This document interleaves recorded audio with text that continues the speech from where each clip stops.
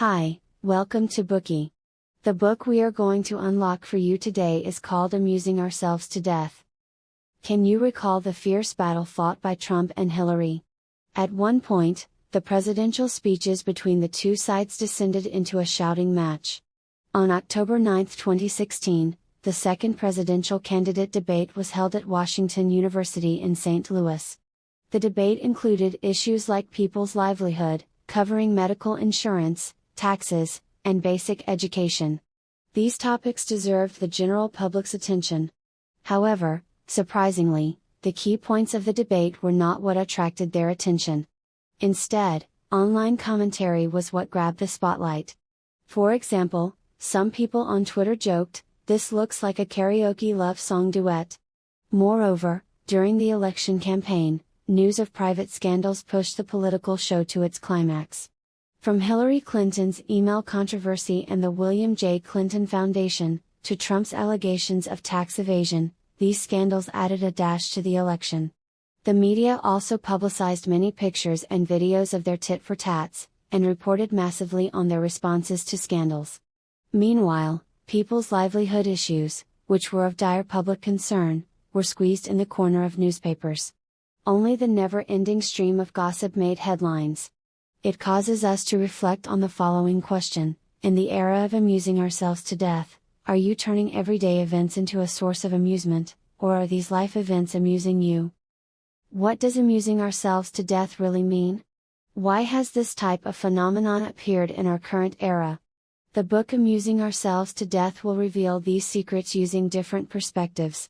We will discover what amusing ourselves to death means, and find out the reason why this kind of situation occurs. The author of this book, Neil Postman, was a world-famous media theorist and critic. After years of research, Postman found that we live in the metaphorical world created by the media without awareness, and this kind of metaphor is redefining our lives. Through this discovery, he raised the theory that the medium is the metaphor. This theory provides a solid theoretical basis for explaining the fact that, to a certain degree, politics in the Western world has become entertaining and comedic. Consequently, the Washington Post reviewed the book as being brilliant, powerful, and important. Next, we will introduce you to the key points of this book in 4 parts. Part 1, the 4 phenomena of amusing ourselves to death. Part 2, the reasons why we are amusing ourselves to death. Part 3, the consequences of excessive entertainment.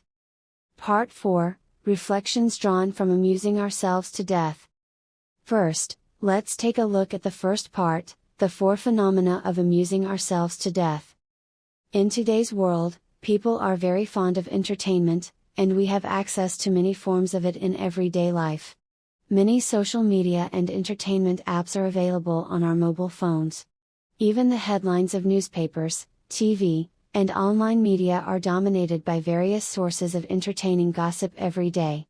Have you noticed that it's getting harder for people to concentrate for a long time, and as a result, information is becoming more and more fragmented?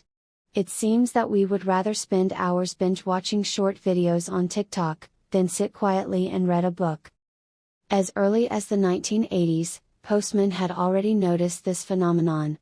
In his book Amusing Ourselves to Death, Public Discourse in the Age of Show Business, he not only criticized the content and format used by the media, but also the media itself.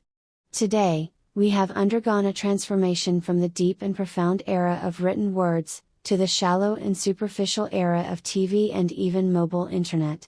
Such an entertaining life will appear everywhere and even in the case of serious fields.